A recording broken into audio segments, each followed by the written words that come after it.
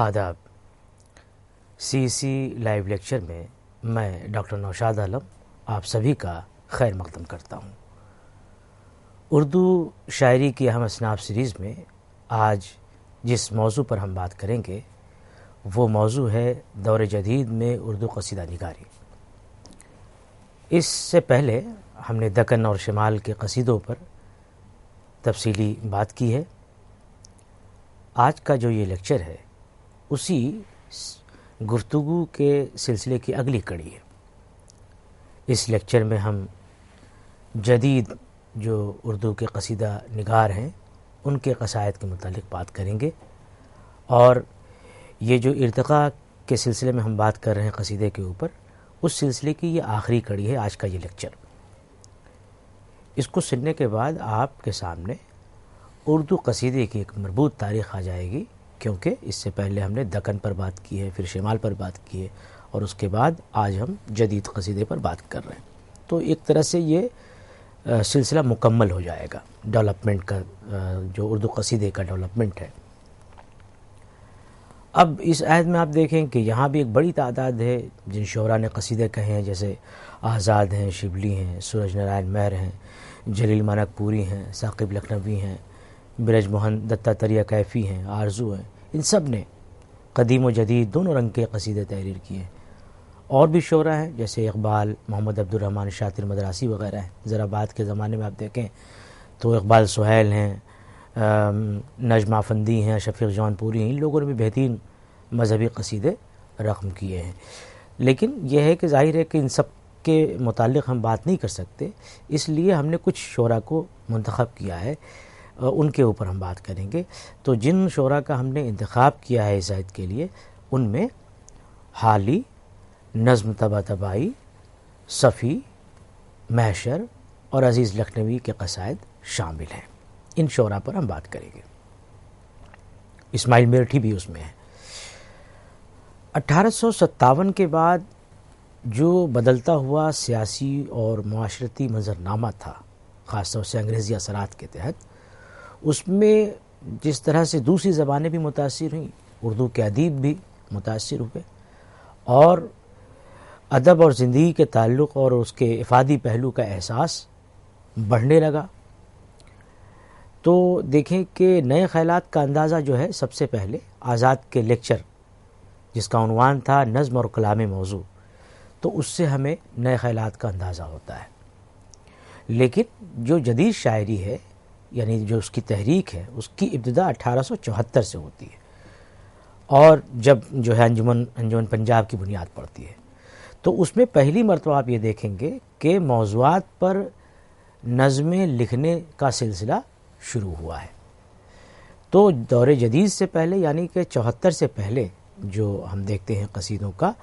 جو مجموعی رنگ ہے وہ کیا ہے؟ وہ یہ ہے کہ سلاطین اور صاحب اقتدار لوگوں کی مدح کے ذریعے سے انعام و اکرام کا حصول اس کا مقصد تھا۔ بعض شعراء نے دوسرے مضامین بھی باندھے ہیں، لیکن ظاہر ہے کہ وہ تعداد میں کم ہیں، اور اس میں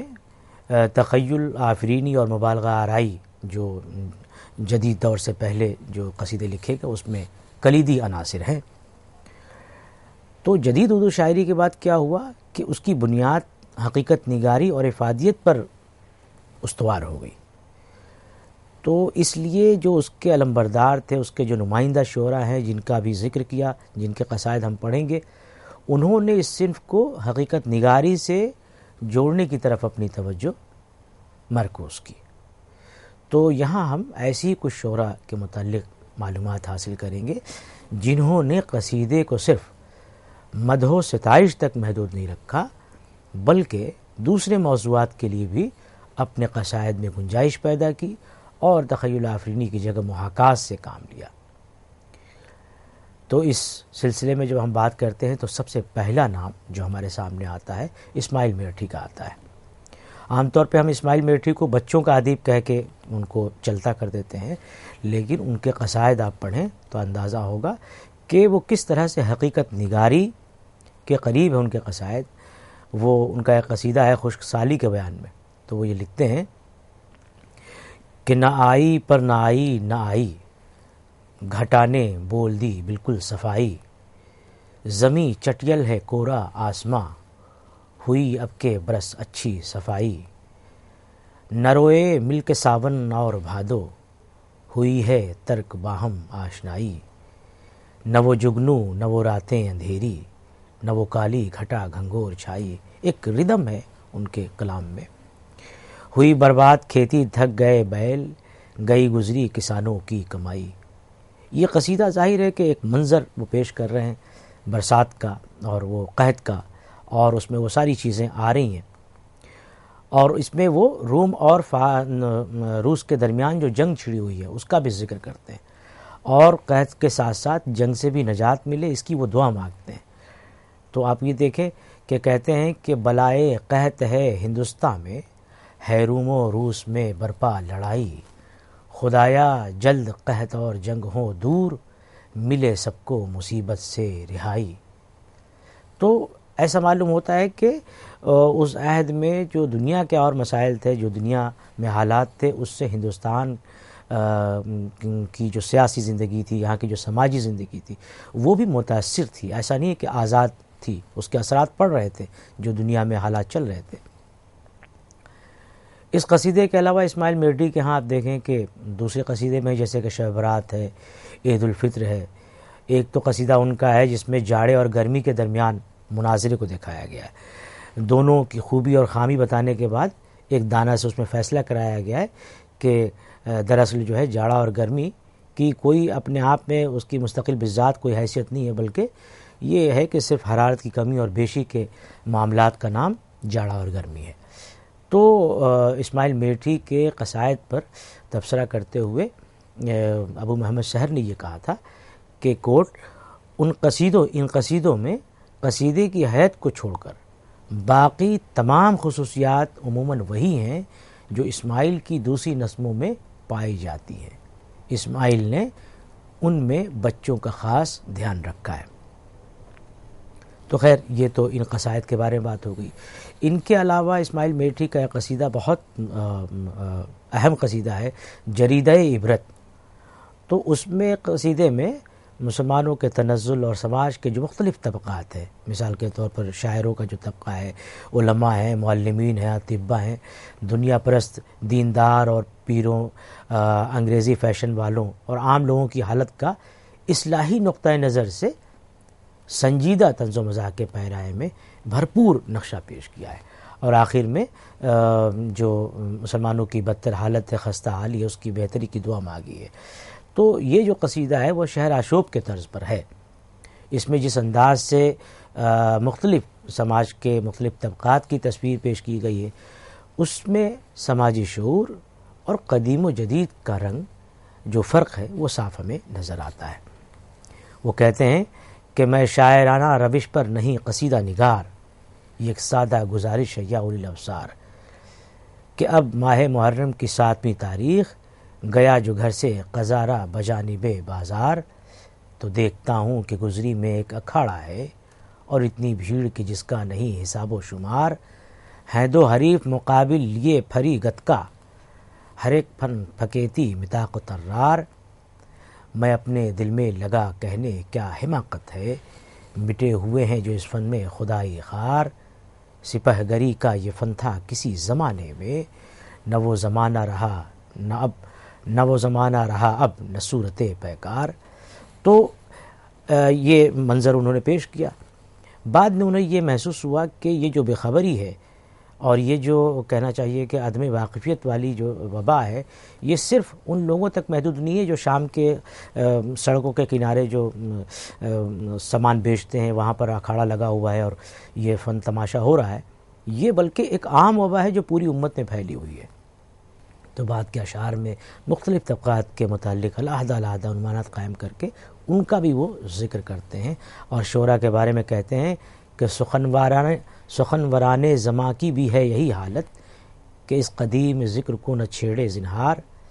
چھوڑیے زنہار، سوائے عشق نہیں سوچتا انہیں مضموں، سو وہ بھی محض خیالی گڑھت کا ایک طومار، ہے شاعری میں یہ پہلا اصول موضوع، کہ جھوٹ موٹ کے بن جائے گا عاشق زار، تمام اگلے زمانے کا ہے پس خوردہ، کہ کر رہے ہیں جو گالی وہ جس کی 100 بار. یعنی خواہ مخواہ ایک تصور کر لینا کہ وہ عاشق زار ہیں کسی کے، تو یہ بہت پامال موضوع ہے جس کو آج کے زمانے میں بھی شعراء باندھ رہے ہیں. تو اس طرح سے شاعروں پر تنقید کی ہے. تو کچھ اسی انداز کی حقیقت نگاری سے کام لیتے ہوئے انہوں نے علماء کی بھی تنقید کی ہے، معلمین کی بھی تنقید کی ہے، اور طبیبوں کی قدامت پرستی اور جو دنیا پرست دیندار اور مشائخ کی عیاریاں ہیں اور ان کی جو چالاکیاں ہیں ان کو بھی ایک طرح سے نشانہ تمسخر بنایا ہے. اس کے بعد انگریزی فیشن والوں کی تصویر کھینچی ہے. وہ کہتے ہیں کہ وہاں میش کے برخود غلط بنے ایسے کہ ایشیا کے ہر ایک چیز پر پڑی دھتکار، جو پوششوں میں ہے پوشش تو بس دریدہ کوٹ، سواریوں میں سواری تو دم کٹا رہوار. تو دم کٹا جو گھوڑا ہے. تو اس طرح سے انہوں نے مختلف طبقات کے جو سماج کے ہیں مختلف طبقے ان کا ایک طرح سے مذاق اڑایا ہے، ان پر طنز کیا ہے. تو یہ تو معاملہ اسماعیل میرٹھی کا تھا. ان کی مختلف ان کے قصیدوں کے ذریعے سے ہم نے انہیں دیکھا کہ کس طرح سے انہوں نے مبالغے سے دور رکھ کر کے خود کو حقیقت کی طرف لے گئے چیزوں کو، اور جو سامنے چیزیں ہو رہی تھیں ان کو انہوں نے اپنے قصائد کا ایک طرح سے مرکز بنایا اس کو. اسماعیل میرٹھی کے بعد جو دوسرا نمبر ہے وہ حالی کا ہے. حالی نے بھی قصیدوں میں نیا رنگ بھرنے کی کوشش کی ہے. ان کے ایسا نہیں ہے کہ مد کو انہوں نے نظر انداز کر دیا ہو، لیکن ان کی کوشش ہے کہ اس کے مفہوم کو جدید رجحانات سے ہم آہنگ کر دیں. تو اس میں انہوں نے دوسرے موضوعات کو بھی برتا ہے، اور دونوں قسم کے قصائد میں، یعنی وہ قصیدے جن میں مد مرکوز قصیدے ہیں، اور وہ قصیدے جن میں دوسرے مضامین بھی نظم ہوئے، تو ان میں فطری انداز بیان کو انہوں نے اپنایا ہے. ان کے کل 7 مکمل قصیدے اور 3 نامکمل قصیدوں کا ہمیں پتہ چلتا ہے. جو قصیدے مکمل ہیں ان میں سے 2 نعت میں ہیں، اور 3 نواب سر آسمان جاہ ملکہ وکٹوریہ اور نظام دکن کی تعریف و توصیف میں ہے. ایک قصیدہ ہے جسے وہ علی گڑھ کے وفد کی طرف سے حیدرآباد میں ایک جلسے میں پڑھا گیا، جس میں نظام دکن کی تعریف کے ساتھ جو چند اہم لوگ تھے ان کی خدمت میں بھی ہدیہ تشکر پیش کیا گیا. ایک قصیدہ ان کا ہے قصیدہ الغیاسیہ یا عرض حال. وہ بہت اہم قصیدہ ہے، اس کے اوپر آگے بھی بات ہوگی. تو حالی کے جو زیادہ تر قصیدے ہیں وہ مدحیہ ہیں، لیکن ان قصائد میں روایتی قصیدے کے مقابلے میں ہمیں ایک تازہ کاری کا احساس ہوتا ہے، ایک ندرت کا احساس ہوتا ہے. کیوں؟ اس لیے کہ انہوں نے مدح میں حقیقی رنگ کو ملحوظ رکھا ہے، اور جو رسمی مبالغہ آرائی تھی اس سے اجتناب برتا ہے. تو ان کے مدحیہ قصائد میں آپ دیکھیں کہ قصیدے کے جملہ اجزاء ملتے ہیں، یعنی تشبیب ہے، گریز ہے، مد ہے، حسن طلب ہے، دعا ہے. تو یہ ساری چیزیں ان کے ہاں ملیں گی، لیکن یہ ہے کہ یہاں بھی انہوں نے روایتی طرز سے ذرا سا انحراف کیا ہے. ان کے قصائد میں عام طور پر موقع کی مناسبت سے بطور تمہید چند اشعار کہہ کر یا قومی مضامین باندھ کر پھر وہ مد کی طرف آتے ہیں. تو آپ جانتے ہیں کہ تمہید یعنی کہ قصیدے میں جو تشبیب کا حصہ ہے اس میں تو شاعر کے پاس بہت سی گنجائش ہوتی ہے، وہ مختلف طرح کے مضامین اس میں باندھ سکتا ہے. تمہید کی کچھ مثالیں دیکھیں حالی کے ہاں. زمیں سے آسماں تک غلغلہ ہے شادمانی کا، فلک پیری میں دم بھرتا ہے ان روزوں جوانی کا، نظر آتی ہے بے جام و صبح سب خلق مت والی، ہوا میں نشہ ہے گویا شراب ارغوانی کا، پنہا نہیں ہے یارو سب پہ کھلا ہوا ہے، جو حال آج اپنا اور اپنی قوم کا ہے ایک لکیر باقی جس پر فقیر ہے ہم، خود ورنہ سانپ یہاں سے کب کا نکل گیا ہے، مہ سیام گیا اور روز عید آیا، خوشی کا عید کی حق ہر کوئی بجا لایا، عزیز دوست گلے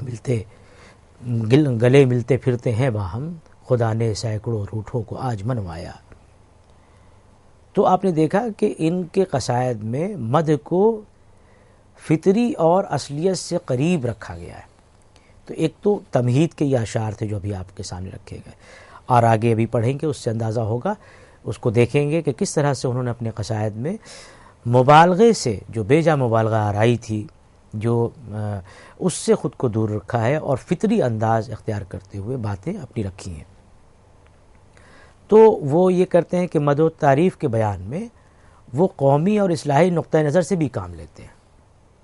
ان کی مدح سے یہ صاف دکھتا ہے، جھلکتا ہے کہ انہوں نے صرف انہی اوصاف کا انتخاب کیا ہے جن سے علم و ادب کی قدردانی، فلاح عامہ اور قومی ہمدردی کا علم ہوتا ہے۔ قصیدہ جیسا کہ میں نے ابھی ذکر کیا، الغیاثیہ ان کا بڑا مشہور قصیدہ ہے، بڑا اہم قصیدہ ہے، یا عرض حال بھی اس کا نام ہے، اور مناظرہ واعظ و شاعر میں مدح کے علاوہ دوسرے مضامین کو انہوں نے برتا ہے۔ قصیدہ الغیاثیہ کیا ہے؟ اس میں ان کی ملی شاعری میں خلوص اور ہمدردی کی جھلک اور دردمندی کی جھلک نمایاں طور پر سامنے آتی ہے۔ اس میں انہوں نے حضور صلی اللہ علیہ وسلم کے حضور میں امت مسلمہ کی جو خستہ حالی ہے، جو اس کی ضبو حالی ہے، اس کو پیش کیا ہے اور ان کی بہتری کے لیے دعا مانگی ہے۔ اے خاصہ رسول وقت دعا ہے، امت پہ تیری آ کے عجب وقت پڑا ہے، جو دین بڑی شان سے نکلا تھا وطن سے، پردیس میں وہ آج غریب الغربا ہے، وہ دین ہوئی بزم جہاں جس سے چراغاں، اب اس کی مجالس میں نہ بتی نہ دیا ہے، فریاد ہے اے کشتی امت کے نگہباں، بیڑا یہ تباہی کے قریب آن لگا ہے۔ تو یہ الغیاثیہ جو ان کا قصیدہ ہے، یا عرض حال کے نام سے بھی اسے ہم جانتے ہیں۔ ایک قصیدہ جس کا بھی ذکر کیا کہ مناظرہ واعظ و شاعر، یہ ایک طنزیہ نظم ہے جس میں حالی نے واعظوں اور شاعروں کی کمزوریوں کو دلچسپ انداز میں سامنے پیش کیا ہے، دلچسپ انداز میں اس کو بیان کیا ہے۔ اس میں صرف اصلاحی نقطہ نظر کی کارفرمائی نہیں ہے، بلکہ اس میں جو رنگ ہے وہ مناظراتی رنگ کو بہت ہی کامیابی سے نبھایا گیا ہے۔ پوری جو نظم ہے وہ لطیف طنز، سنجیدہ ظرافت اور کہنا چاہیے کہ ڈرامائی طرز اظہار کی عمدہ مثال بن گئی ہے۔ واعظ کیا ہے؟ وہ ہمیشہ کی طرح جو ہے وہ شاعر کی یاوہ گوئی اور قول و فعل میں جو اس کے تضاد ہوتا ہے، اس کی جو مبالغہ آرائی ہے، وہ جھوٹی جو تعریفیں کرتا ہے اس پر وہ لعنت ملامت کرتا ہے۔ جواباً شاعر اپنی کمزوریوں کا دفاع کرتا ہے، اور واعظ کی جو ریاکاری ہے، جو اس کے قول و فعل میں جو تضاد ہے اس پر وہ طنز کرتا ہے، اور آخر میں دیکھیں کہ شاعر ہی بازی مار لے جاتا ہے۔ تو آخر کا وہ حصہ آپ کو میں سنا دیتا ہوں کہ دل میں واعظ نے پڑھی لا حول اور سمجھا کہ میں چھیڑ کر ایک بے ادب کو مفت میں رسوا ہوا، پر بظاہر داغ یہ دامن سے دھونے کے لیے ہنس کے ایک سنجیدگی سے اور متانت سے کہا کہ یہ کہیے فکر شعر کا ہوتا ہے اب بھی اتفاق، آپ نے دیواں مرتب کیوں نہیں اب تک کیا، ہے ہنسی کی اور باتیں کیجیے انصاف، اگر ہے غزل میں آپ کی دیوان حافظ کا مزہ، عرض کی شاعر نے حضرت کا ہے یہ سب حسن زن، ورنہ میں کیا اور میرا مجموعہ اشعار کیا، قبلہ وہ دن گئے جو شاعروں کی قدر تھی، شاعری اور نقطہ پردازی میں ہے اب کیا دھرا، اب تو یہ کہتا ہوں شعر و شاعری کو چھوڑ کر واعظ میں شاگرد ہو جاؤں کسی استاد کا، اس گئے زمانے میں بھی یہ فن شریف کیمیا ہے، اس گئے زمانے میں بھی یہ فن شریف کیمیا ہے، کیمیا ہے، کیمیا ہے، کیمیا۔ تو اب تک ہم نے دو شاعروں کے احوال، اور دو شاعروں کے احوال کے بجائے دو شاعروں کے قصائد کا ایک عام رنگ ہم نے دیکھا کہ کس طرح سے انہوں نے مبالغہ آرائی سے پرہیز کرتے ہوئے، اس سے دوری بناتے ہوئے حقیقت کو سامنے رکھا، اور ایک بالکل فطری اسلوب جو چیز سامنے ہے اس انداز میں اس کو پرکشش انداز میں پیش کرنے کی کوشش کی۔ تو ہم نے اسماعیل میٹھی کو اس سلسلے میں دیکھا، اس کے بعد حالی کے کچھ قصائد کا یہاں پر ذکر ہوا۔ اس سلسلے کا تیسرا نام نظم طبع طبائی ہے۔ اس عہد میں نظم طبع طبائی نے جو راستہ چنا ہے وہ سب سے الگ ہے۔ انہوں نے قصیدے میں حقیقت نگاری کی جو روش ہے اس کے فروغ کے لیے حضور صلی اللہ علیہ وسلم کی جو حیات اقدس ہے اس کے سچے واقعات کو منتخب کیا ہے۔ تاریخی عنصر اور اصلیت کی آمیزش کی وجہ سے ان کے قصائد میں ایک ندرت پیدا ہو گئی، ایک انوکھی شان پیدا ہو گئی۔ ان کے کچھ قصائد ہیں جن کے عنوانات اس طرح ہیں: قصیدہ ذکر بعثت و فتح مکہ، قصیدہ معراج، قصیدہ ذکر ہجرت، غزوہ بدر، قصیدہ ذکر جاہلیہ و جہاد حضرت صلی اللہ علیہ وسلم، قصیدہ احزاب، قصیدہ خیبر، قصیدہ غزوہ حنین وغیرہ وغیرہ۔ چونکہ ان قصائد میں یعنی نظم طباطبائی کے جن قصائد کا میں نے ابھی ذکر کیا، جن کے عناوین ابھی میں نے آپ کو بتائے، ان میں اسلام کی جو شروعات میں کچھ جو لڑائیاں ہوئی ہیں، اس لیے ان قصائد میں واقعہ نگاری کے ساتھ ساتھ کیا چیز داخل ہو گئی ہے، وہ رزمیہ شاعری کا آہنگ بھی اس میں شامل ہو گیا ہے، کیونکہ وہ منظر پیش کر رہے ہیں جنگ کا، تو اس میں ظاہر ہے کہ رزم کے بغیر وہ چیز نہیں آئے گی۔ تو یہ بھی قابل ذکر ہے کہ انہوں نے مدح کی بنیاد ممدوح کے جو اصلی واقعات زندگی ہیں اور جو ان کے اصلی فضائل اور اصلی محامد ہیں اور محاسن ہیں، ان کے اوپر مدح کی بنیاد رکھی ہے۔ تو اس لیے کیا ہوا ہے کہ جو مدح ہے وہ سیرت نگاری اور کردار نگاری کے بالکل برابر ہو گئی ہے۔ تو ان کے قصیدوں میں ہمیں کیا چیز دکھتی ہے؟ ایک طرف تو واقعہ نگاری نظر آ جاتی ہے، دوسری طرف ہمیں نظر آتا ہے کہ اس میں رزمیہ بیان بھی ہے، اور پھر تیسری چیز نظر آتی ہے کہ وہ سیرت نگاری بھی اس میں شامل ہو گئی ہے۔ تو یہ ایک طرح سے قصیدے کے جو کہنا چاہیے کہ ہاریزونٹل ہی اس میں جو اضافہ ہوا ہے، ورٹیکل اضافہ اسے نہیں کہہ سکتے، لیکن اس موضوع کے اندر جو وسعت پیدا ہوئی ہے یہ بہت خاصی کی چیز ہے، یہ قابل توجہ چیز ہے۔ تو نظم کے جو قصائد کے مطالعے سے ہمیں ان کے ہاں جو حاکمانہ قدرت ہے، جو ان کا قدرت کلام ہے، جو ان کا علم و فضل ہے، جو تاریخی و مذہبی معلومات ہیں ان کے ہاں، اور زمانہ جاہلیت اور ظہور اسلام کے جو عربی تمدن ہے وہاں پر اس زمانے کا، اس سے ان کی گہری واقفیت کا اندازہ ہوتا ہے۔ عام طور پر ان کے قصائد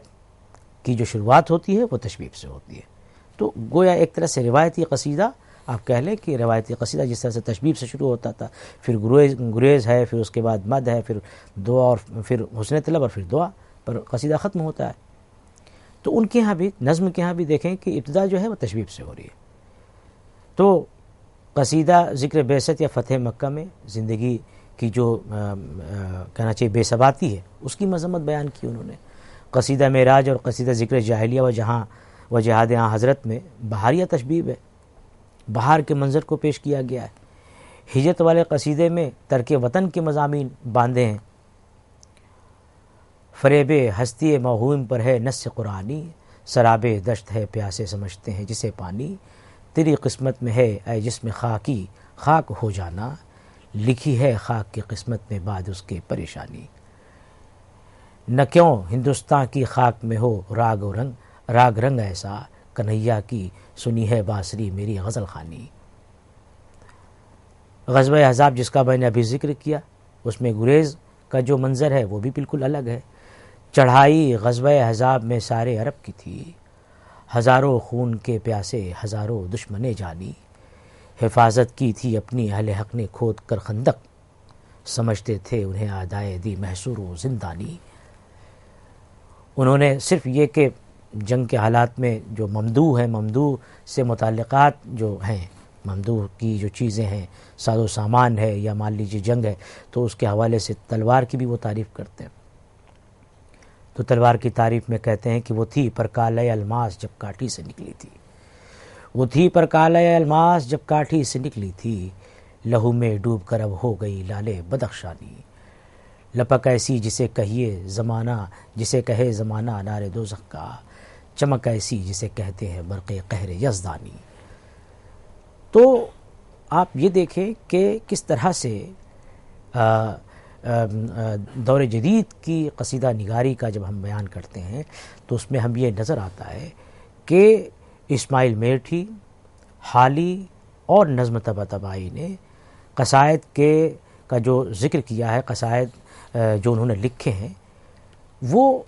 جس کا بھی ہم نے بیان کیا، یہ ابھی پورا بیان اس جدید قصیدہ نگاری کا پورا نہیں ہوا، یہ بھی ایک طرح سے نامکمل بیان ہے، لیکن اس نامکمل بیان سے آپ کو کچھ باتیں سامنے نظر آتی ہیں۔ پہلی بات کیا نظر آتی ہے؟ پہلی بات آپ کو یہ سمجھ میں آتی ہے کہ انہوں نے ایسے قصیدے لکھے جن میں بیجا مبالغہ آرائی نہیں ہے، یعنی کہ جو روایتی قصیدے ہمیں نظر آتے ہیں، ہم نے دکن میں دیکھے تھے، شاہوں نے قصیدے لکھے، اس کے بعد شمال میں جب ہم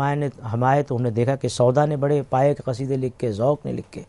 تو ان سب کے ہاں ہم نے ایک چیز یہ محسوس کی کہ ان کے ہاں کہیں کہیں بیجا مبالغہ آ رہی ہے، لیکن حالی، اسماعیل میٹھی اور نظم طباطبائی، یہ ابھی سلسلہ ابھی اور آگے چلے گا جن پہ ہم محشر عزیز اور صفی لکھنوی کی بات کریں گے، لیکن اس حصے میں ہم نے یہ دیکھا کہ ان شعراء نے اپنے قصائد میں یہ خاص طور پر ملحوظ رکھا کہ مبالغہ آرائی سے اپنے قصائد کو دور رکھا اور سامنے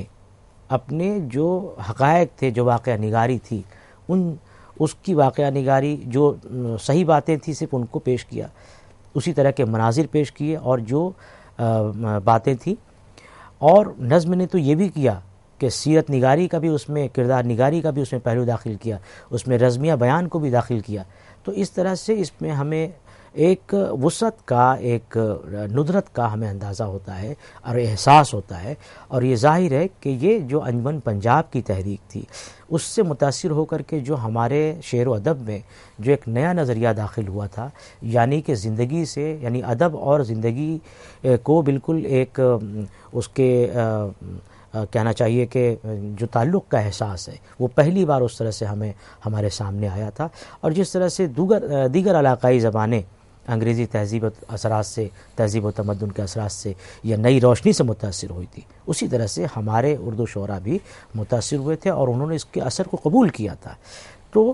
ہم آگے اور بھی کچھ شعراء کا بیان کریں گے تاکہ ہمارے سامنے جو جدید اردو قصیدہ ہے اس کی ایک تصویر ہمارے سامنے، ایک مکمل اور مربوط تصویر آ جائے۔ مجھے امید ہے کہ آپ کو یہ حصہ لیکچر کا پسند آیا ہوگا۔ بہت بہت شکریہ۔